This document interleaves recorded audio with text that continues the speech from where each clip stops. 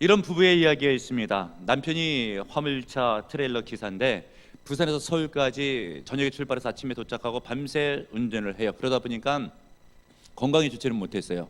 병원에 가서 진단해 보니까 신부전증이라고 해서 일주일에 한 2번 정도 꼭 투석을 해야지 생활할 수 있게 되었고, 몸이 편찮잖아요. 운전하다가 또 피곤하죠. 이것을 아내가 알고 어떻게 돌까 궁리하다가 자기도 대형 운전면허 기사의 자격증을 획득을 했습니다. 그리고 때마다 남편이 밤에 운전해서 부산에서 출발할 때 같이 지금 옆에 동석하고 있다가 남편이 힘든 기색이 보이면 당신 옆에 잠깐 쉬라고, 그리고 잠을 자도 좋다고 하면서 이렇게 운전을 해주는 거예요. 그러다가도 운전하면서 두 분이 밤새 이야기를 나누죠.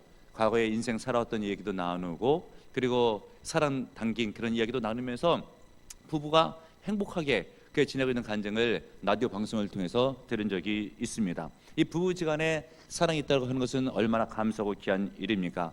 힘든 일이 있어도 부부가 사랑하게 되면 그 힘으로 이길 수 있는 능력이 됨을 믿는 여러분들 되시길 바랍니다.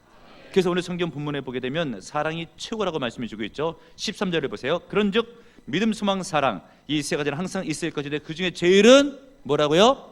사랑이라. 그리고 또 8절에 보세요. 사랑은 언제까지든지 떨어지지 아니하나 예언도 피하고 방언도 그치고 지식도 피하리라. 그러므로 뭐가 제일이다? 사랑. 무엇이 가장 위대한가? 사랑이 가장 위대한 믿음의 덕목이다. 믿고 깨닫고 명심하시는 여러분들 되시길 바랍니다. 그래서 오늘 성경 본문의 1절에서 3절까지를 보게 되면 사랑이 없으면 어떻게 된다고 말씀이 기록되어 있죠. 여러분들이 읽겠습니다. 1절, 2절, 3절의 말씀 다 같이 한 목소리로 크게 시작. 내가 사람의 방언과 천사의 말을 할지라도 사랑이 없으면 소리나는 구리와 울리는 꽹과리가 되고, 내가 예언하는 능력이 있어 모든 비밀과 모든 지식을 알고 또 산을 옮길 만한 모든 믿음이 있을지라도 사랑이 없으면 내가 아무것도 아니요. 내가 내게 있는 모든 것으로 구제하고 또 내 몸을 불사르게 내줄지라도 사랑이 없으면 내게 아무 유익이 없느니라. 아멘. 무슨 말씀이에요?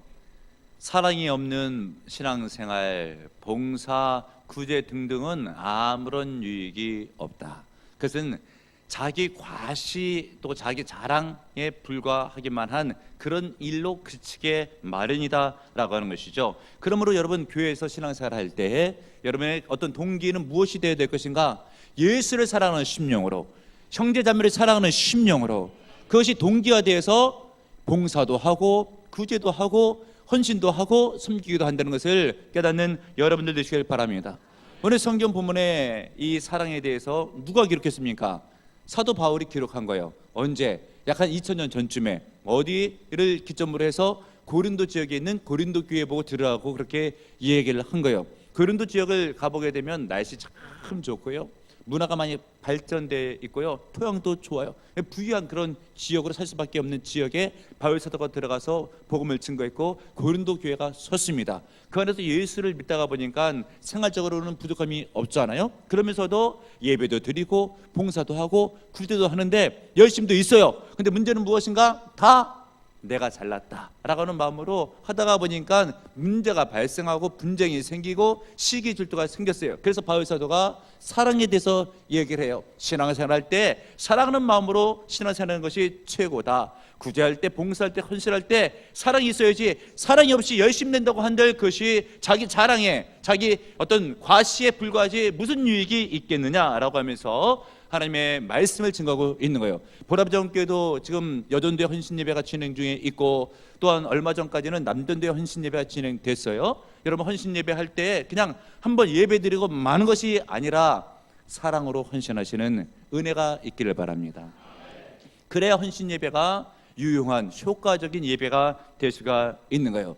교회에서 봉사할 때, 헌신할 때 자기를 드러내려고 하면 분쟁이 생길 수가 있고, 만약 자기를 알아주지 아니하면 서운한 마음이 들 수가 있는 거예요. 그러다 보면 영적 침체를 겪습니다. 그러므로 여러분 오늘 성경 본문이 말씀해 주고 있는 것은 신앙생활 할 때, 교회에서 봉사하고 헌신할 때 그 동기는 사랑의 동기로, 사랑하는 마음으로, 사랑하는 심령으로 봉사하는 것이 맞다라고 기술해주고 있습니다. 이 말씀은 바울 사도만 한 것이 아니에요. 먼저 예수님께서 하신 말씀입니다. 요한복음 13장 34절에 있는 말씀, 새 계명을 너에게 주노니 서로 사랑하라. 내가 너희를 사랑한 것 같이 너희도 서로 사랑하라. 너희가 서로 사랑하면 이래서 모든 사람이 너희가 내 제자인 줄 알리라. 아멘, 할렐루야.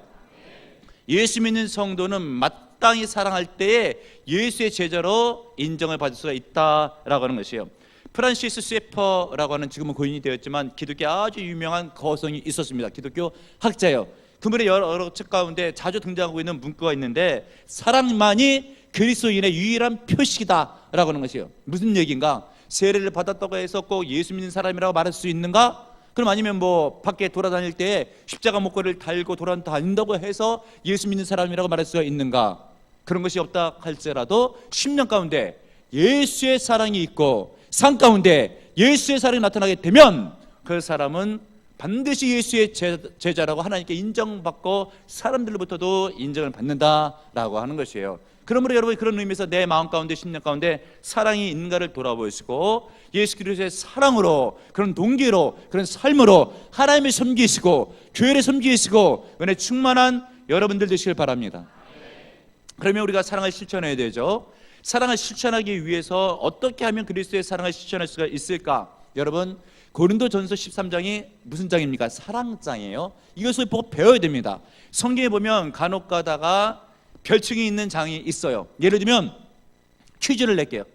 축복장이 어디입니까? 축복장. 신명기.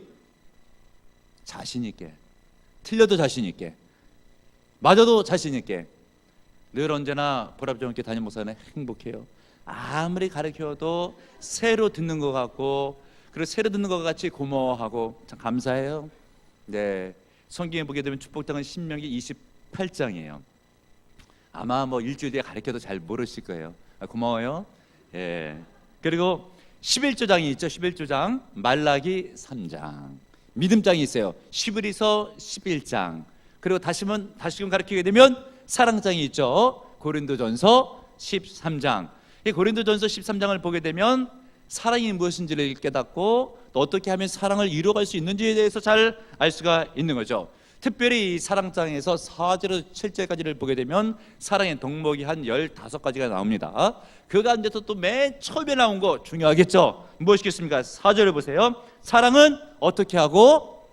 오래 참고. 그냥 오래 참고 하면 오래 안 참을 것 같으셔. 사랑은 오래 참고. 한번 따라해 보겠습니다. 오래 참고. 네, 사랑은 오래 참고 아니고 오래 참고. 아시겠죠? 사랑은 오래 참는 거예요. 그리고 여러분이 이렇게 처음에 나온 속성이 중요한데 그 뒷 문장을 보더라도 유사한 문장이 2번이나 더 나와. 예를 들면 5절 중반절에 성내지 아니하며 7절에 모든 것을 견디느니라. 다 오래 참을 때 가능한 거잖아요. 그것만큼 오늘 성경 본문이 사랑에 대해서 말씀해 주고 있지만 특별히 오래 참음에 대해서 강조하고 있음을 깨닫는 여러분들 되시고요. 만약에 상대방하고 나하고 인간관계 가운데 있어서 교회 생활이나 부부지간이나 부모 자식간이나 친구간이나 이웃지간에 있어서 만약에 못마땅한 일이 생길 수가 있어요. 내 감정이 상할 때가 있어요. 그럴 때 사랑을 해야 되잖아요. 그럼 사랑으로 대처하는 방법이 뭐라고 하고요? 첫 번째, 그 사랑의 속성이 오래 참는 것. 못마땅해도 오래 참고, 그리고 기분이 안 좋아도 오래 참고, 그것을 일컬어서 사랑이다라고 하는 것이에요. 그런데 이런 사랑이 내 심령 가운데 있느냐란 말이죠. 처음에 은혜를 받았어요. 예수를 영접해서 구원을 얻었어요. 그러면 심령 가운데 하나님에 대한 뜨거운 사랑이 있어요. 이것을 첫사랑이라고 하는데 시간이 오래 지나가면 간혹 변질될 때가 있습니다. 그래서 계시록 2장에 보게 되면 부활하신 주님께서 밤모섬에 있는 요한 사도에 나타나서 환상과 계시를 보여주실 때에 특별히 에베소 교회에 편지하라 했던 내용을 보게 되면 첫사랑을 회복하라. 무엇이겠습니까? 처음에 예수 그리스도를 알고 믿고 영접했던 뜨거운 감정과 그런 마음이 식어졌다라, 변질됐다라고 하는 것이죠. 그러므로 여러분, 우리가 신앙생활할 때 늘 명심해야 될 것은 첫사랑이 내 안에 있는가, 주님을 향한 뜨거운 마음이 있는가, 혹시 변질되지는 아니하였는가. 이것이 교회생활뿐만이 아니고 가정생활에 있어서도, 사회생활에 있어서도, 또 인간관계의 모든 관계성 가운데서 예수의 사랑으로 내가 하나님과 교회와 가정과 사회생활 가운데 지체들을 섬기고 있는 것을 살펴보시는 여러분들 되시길 바랍니다. 그런데 뭐든지 다 인간관계 초기에는 좋아요. 시간이 지나가면서 이 사랑이 변질될 때가 있습니다. 예를 들어서 이 부부지간을 한번 생각해 보시길 바랍니다. 연애할 때는 얼마나 뜨거워요. 심지어 뭐 만약에 밥 먹다가 상대방의 입술 옆에 그냥 밥풀이 붙어도 나이가 든 사람들은 밥풀 묻었어 말만 하잖아요. 그런데 조금 젊은 사람들 보면 띄워주잖아요. 또 젊은 사람들은 그냥 지가 먹어. 그것만큼 이 사랑이라고 하는 감정이 나이가 들수록, 관계가 될수록 뭔가 변질되는 그런 분위기가 있습니다. 이런 이야기들은 여러분들 한번 많이 들었을 것이에요. 예를 들어서 신혼 때는 밥을 했을 때 색시가 밥에 이제 자기도 모르는 사이에 돌이 몇 개 들어갈 수가 있잖아요. 그래서 막 남편이 밥을 먹다가 막 씹어 먹고 있다가 우지직 하면서 돌이 막 깨지는 소리가 났어요. 듣기만 해도 우리 치아가 아픈 것 같잖아요. 그랬을 때 아내가 미안한 마음을 갖고 어쩔 줄을 모르잖아요. 그러면 그 남편이 아내를 안심시키려고 그래요. 괜찮아 괜찮아 라고 이야기를 하면서 여보 미안하다고 내가 잘못해가지고 이 쌀에 밥을 할 때 돌이 들어갔다고. 그래도 뭐 봐봐 돌은 별로 보이질 않잖아. 다 거의 다 밥이야 거의 다 밥 하면서 얘기를 하면서 안심을 시켜주는 거예요. 그 거의 다 밥이 되지 거의 다 돌이면 큰일 나게요. 돌을 먹습니까? 밥을 먹지? 그래가지고 이제 5년차 막 10년차쯤 됐어요. 그러다 유산일이 발생하잖아요. 우지직 하잖아요. 그러면은 이제 남편 얼굴이 막 안 좋아져요. 그 아내는 그때는 이제 편안해지면서 이제 하는 이야기가 당신 예전에 한 얘기가 있잖아 라고 이야기하면서 내가 보니까 그래도 뭐 돌보다 밥이 쌀이 많은데 아내가 먼저 이야기를 하는 거예요. 그래 너 이거 지금 보게 되면 돌보다 쌀이 많으니까 너랑 실컷 먹어라 해가지고 자리를 박차고 일어나 나갑니다. 그 왜 그래요? 밥할 때 간혹 돌 들어간 것은 예전이나 지금이나 마찬가지인데 남편의 마음이 사랑이 식어졌어. 변질된 게 문제라고 하는 거예요. 여러분 부부지간에만 그런 것이 아니고 부모 자식 간에도 비슷한 일들이 많이 발생을 시작하는데 이를 갓난아기를 이제 첫애를 낳아서 키웠어요. 애가 태어나도 참 신기하죠. 하나님의 은혜로 정말 복으로 애가 나왔어요. 그래서 키우고 있는데 여러분 돌 되기 전까지는 애가 똥오줌을 가리지 못하잖아요. 그러면 기저귀 막 갈아 끼고 하잖아요. 그러면 아내 남편이 같이 모여가지고 그 일을 볼 때 아내가 딱 보게 되면 똥을 정말 다른 애보다 많이 쌌잖아요. 기분 더 좋아요. 이 녀석 참 건강하게 많이도 쌌다고. 그러면서 빨리 갈아줘야 되는데 이걸 가지고 그냥 자기 코로 가면서 냄새를 맡아보면서 구수화되는 거예요. 옆에 남편도 있는데 그러면서 가만히 있으면 좋은데 남편에게 당신도 맡아보라고 구수하다고. 남편이 그러면 또 안 맞는 게 아니에요. 맡으면서 똥이 뭐가 구수하겠어. 그러면서도 맡아보면 정말 구수하네. 그렇게 얘기를 나누죠. 그런데 그 녀석이 좀 커가지고 초등학교 한 3학년쯤 됐어요. 3학년쯤 됐을 때 학교 가서 수학을 빵점을 맞아왔네. 그랬을 때 부모가 그걸 보고 뭐라 그럽니까? 너 누구 닮아서 그 모양이냐고. 자기는 아니라는 거예요. 누구 닮아서 그 모양이냐고 하면 그 얘기 들을 때 배우자 가운데 한 명이 기분이 좋아요? 안 좋아요? 안 좋죠. 부부싸움 일어날 수도 있고 그 자식한테 얘기할 때 너무 심하게 야단치면서도 미안하면서도 하는 이야기가 다 이 녀석아 너 잘 되라가는 얘기야. 근데 우리가 알지만은 사실 기분 나쁜 것도 있고 자기 참견 상하는 것도 있잖아요. 근데 그것을 싹 빼놓고 나서 너 잘 되라가는 얘기야. 나중에 애가 크면 머리가 돌아가다 보면 부모의 마음 다 알죠. 부모 자식 근가고 나중에는 안 보는 자식 부모 직원도 얼마나 많이 있습니까? 그러므로 여러분 부부지간에 부모 자식지간에 내가 사랑의 동기로 대하고 있는가라고 하는 것은 가정생활 유지 및 여러분들의 인간관계에 있어서 굉장히 중요한 것이다라는 것을 명심하시는 여러분들 되시고요. 특별히 부부지간에 있어서 서로 상대방 가운데 관심을 갖고 살펴봐 주는 것은 좋으나 지나치게 관심 아니라 간섭하는 것은 좋지를 못해요. 어디에 갔었느냐 어디에 있었느냐 스토커도 아닌데 따라다니는 것처럼. 그리고 돈 크게 준 것도 아니면서 돈을 어디다 썼느냐라고 하면 스트레스를 받아야 안 받아요? 받잖아요. 그러면서도 스트레스 받게 되면 나중에 부부지간에 큰 문제가 생기잖아요. 압박하고 프레스를 강하게 집어넣고 하면은 여러분 그 인간관계 특별히 부부지간에 설그러운 그런 관계가 되겠습니까? 아니면 경직되는 관계가 될 수가 있겠습니까? 그건 뻔하잖아요. 그러므로 내가 정말 관심과 사랑으로 부부지간에 신혼 때처럼 그런 마음을 지내고 있는가? 아니면 내 살이 변질되어서 집안 분위기가 좋지를 아니한가? 그러면서도 문제는 너에게 있다라고 이야기를 하지만 실질적으로 문제는 예전에도 있었다니까요. 근데 진짜 문제는 뭐예요? 사랑이 변질된 내 심령이 문제일 수가 있더라라고 하는 것이죠. 그래서 여러분 사랑을 회복하시고 치유받으시고 심령 가운데 사랑으로 가정생활 내지는 부모 자식지간에 그리고 교회 생활에서 예수의 사랑을 회복하시고 실천하시는 은혜가 있길 바랍니다. 그렇게 되기 위해서 오늘 성경 본문에 있는 사랑의 첫 번째 덕목인 오래 참는 것 굉장히 중요합니다. 강원도의 가란 농군학교 잘 알고 계시죠? 거기 입구에 보면 큰 반석 위에 예수님의 한 말씀이 써져 있습니다. 누가복음 22장 51절 그것까지 참으라 라고 하는 주님의 말씀이에요. 예전에 참았어요? 지금 또 참았어요? 그러면 지금 또 안 좋아요. 그것까지 참으라. 그것이 오래 참는 거예요. 그랬을 때 주변 분위기에 하나님의 나라가 확장되고 열매를 맺는 거예요. 조지 애틀리라고 하는 선교사가 있습니다.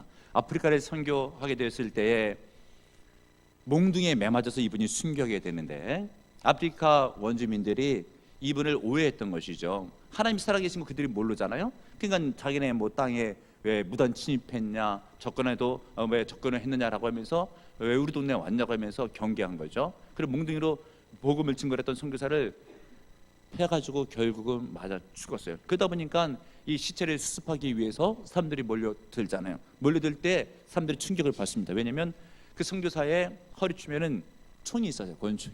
그리고 총알이 10발이 있었대요. 그러니까 실은 자기를 방어할 수 있었겠죠. 그러면서 원주민 가운데 그 소문이 든 거예요. 그래서 그 선교사가 총으로 우리를 쐈으면은 우리가 죽고 선교사가 살았을 텐데 그가 총을 가졌으면서도 총알이 있으면서도 쏘지를 않고 맞아 준 것을 생각할 때 이 사람은 진짜 하나님의 사람이구나. 여러분 선교사가 왜 그렇게 했겠습니까? 총으로 쏘는 그 순간 복음 증거의 열매는 맺지를 못하잖아요. 힘들고 어려운 상황이지만 꾹 참고 오해를 받아도 죽을 상황이라도 참았기 때문에 선교의 열매를 맺는 거예요. 사랑이라고 하는 것은 할 수 있음에도 불구하고 참는 거예요. 나에게 어떤 파워가 있어요. 능력이 있어요. 뭔가 일을 저지를 수가 있어요. 그런데 없어서 참는 것이 아니라 할 수 있는데도 참는 거예요. 화를 낼 수 있는데도 안 내요. 일을 저지를 수 있는데도 참는 거예요. 그리고 예수의 마음으로 상대방을 대하는 것이 사랑이라고 하는 것이죠. 그리고 우리가 실천해야 될 사랑의 덕목을 한 번 더 찬찬히 한번 볼 때 4절에서 7절 보세요. 4절에서 7절 4절에서 7절을 여러분들이 읽겠습니다. 큰 목소리로 한 목소리로 시작. 사랑은 오래 참고 사랑은 온유하며 시기하지 아니하며 사랑은 자랑하지 아니하며 교만하지 아니하며 무례히 행하지 아니하며 자기의 유익을 구하지 아니하며 성내지 아니하며 악한 것을 생각하지 아니하며 불의를 기뻐하지 아니하며 진리와 함께 기뻐하고 모든 것을 참으며 모든 것을 믿으며 모든 것을 바라며 모든 것을 견디느니라. 아멘. 이 사랑에 대한 소선들을 읽은 것을 보면 참 바울의 글다. 이 바울은 논리적인 사람이고 체계적인 사람이에요. 그래서 사랑하면은 할 얘기가 많아요. 구체적으로 디테일하게 낱낱이 그렇게 알아듣게끔 상세하게 기록을 하죠. 그런데 이렇게 상세하게 기록해 놓은 것을 단 한 문장으로 그렇게 성경에 기록한 사람이 있어요. 누군가? 베드로. 베드로는 아주 단순해요. 직감적이에요. 그래서 사랑하면 한마디로 딱 정해요. 사랑은 허다한 죄를 덮느니라. 베드로의 그런 말씀이에요. 사랑이라고 하는 것은 한마디로 허물과 죄를 덮어주는 것이다. 그러면 상대방이 은혜를 받아요. 그리고 상대방이 변화를 받습니다. 깨닫는 여러분들 되시길 바랍니다. 어느 부부의 이야기예요. 아내가 시집을 와가지고 살림살이가 힘들어서 그런지 처녀 때 고생을 해서 그런지 머리카락이 자꾸 빠지면서 이 윗눈썹까지 빠지는 거예요. 그러니까 남편이 알면 흉이 되니까 늘 언제나 이 윗눈썹 신경을 쓰는 거예요. 그러면서 진하게 그리죠. 그렇게 하기를 몇십 년을 그렇게 감추면서 창피해서 감추면서 인생을 살아온 거예요. 그러다가 남편이 정년퇴직을 합니다. 그러면서 이제 퇴직을 했어도 먹고 살아야 되니까 가정 형편이 좋지는 않았는지 연탄을 나르는 일을 두 부부가 하는 거예요. 언덕배기를 연탄 리어카를 끌면서 올라가고 할 때에 아내가 땀을 흘리면서 또 연탄재가 뒤에서 밀다가 날아 들어가지고 눈에 들어가고 얼굴에 검정이 묻은 거예요. 그러니까 잠깐 리어카를 세우고 남편이 아내를 부르면서 이쪽으로 오라고 내가 닦아주겠다고 하면서 얼굴에 연등제를 닦는데 아내는 내심 걱정이 되잖아요. 혹시 눈썹에 있는 재를 닦다가 눈썹이 없는 게 발각이 되게 되면 그동안에 있었던 모든 것이 다 얼마나 창피스럽고 수치스러워요. 근데 남편이 이상하리만큼 교문형하게 윗눈썹을 싹 빼고 다른 데만 딱 닦는 거예요. 그랬을 때 아내는 이제 느낌이 오는 거예요. 아, 내 남편이 젊었을 때부터 내가 눈썹이 없었던 걸 알고 있었구나. 그래서 나 창피할까 봐서 윗눈썹을 제어하고 다 닦는구나 하면서 마음속에 그렇게 고마움을 느끼는 거예요. 그러고 나서 남편도 아내도 그 문제에 대해서 고론을 하지는 않습니다. 그러면서 그 이후에 아내가 평생 남편을 고마운 마음으로 더 잘 섬겼다라고 하는 이야기가 있습니다. 무엇이겠습니까?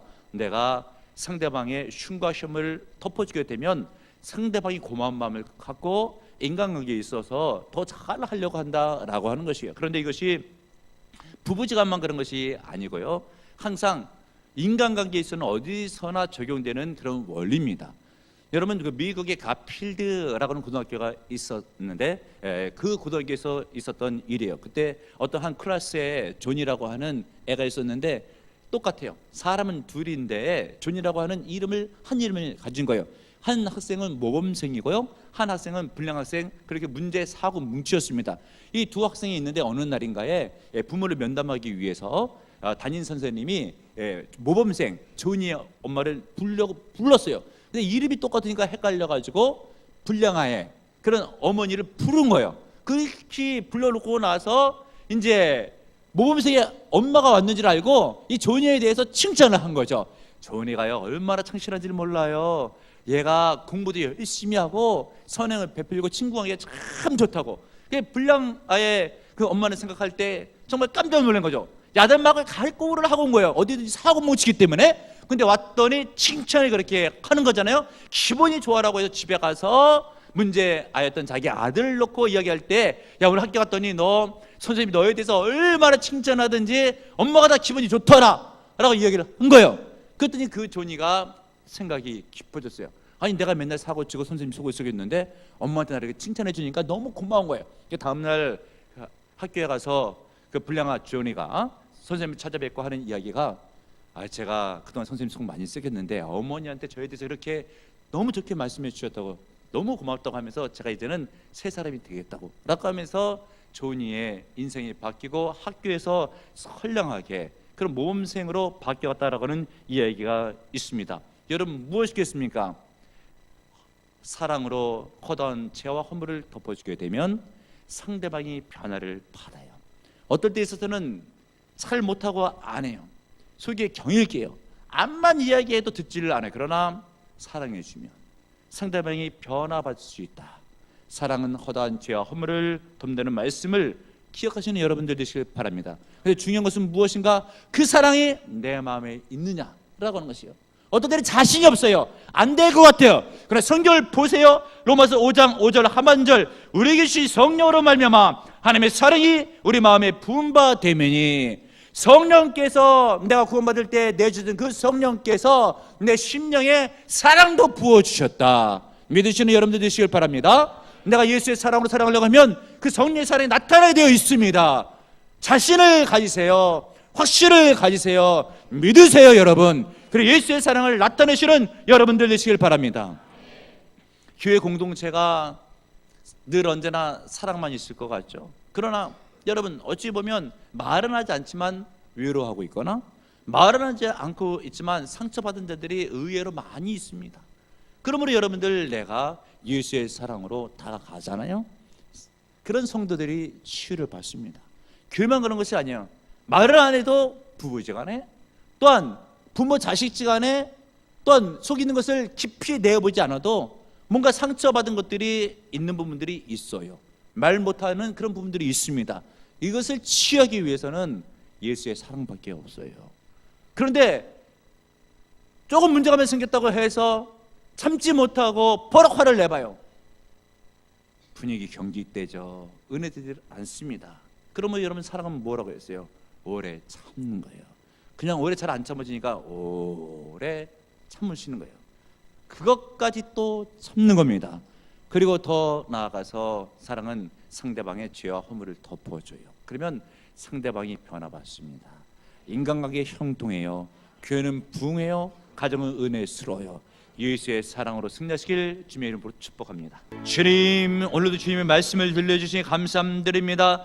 주님, 혹시 우리 가운데 교회 가도 문제가 있고 가정에서도 문제가 있고 그래서 사회생활 할 때나 인간관계에서 불평이 있는 사람이 있지는 않습니까? 그러나 가만히 생각해 보면 그 문제는 예전에도 있었는데 왜 오늘날 나에게 그 문제가 부각이 될 수가 있겠습니까? 혹시 내 마음에 사랑이, 내 심령이 변질되어서 그런 건 아닌지 정말 사려 깊게 주 앞에 생각하게 됐을 때 깨닫게 하시고 고침받게 하시고 치유를 받게 하셔서 성령의 사랑으로 교회에서 가정에서 사회에서 실천할 때에 이제는 치유받게 하시고 회복되게 하시고 은혜 넘치게 하시고 그럴 때 내 인생뿐만이 아니라 상대방 인생까지 복되게 하옵소서. 그래야 가정생활에 행복하게 하시고 신앙생활에 은혜 넘치게 하시고 어디 가든지 믿는 자로서 하나님께 영광을 돌리며 칭찬받는 성도로 승리하게 하옵소서.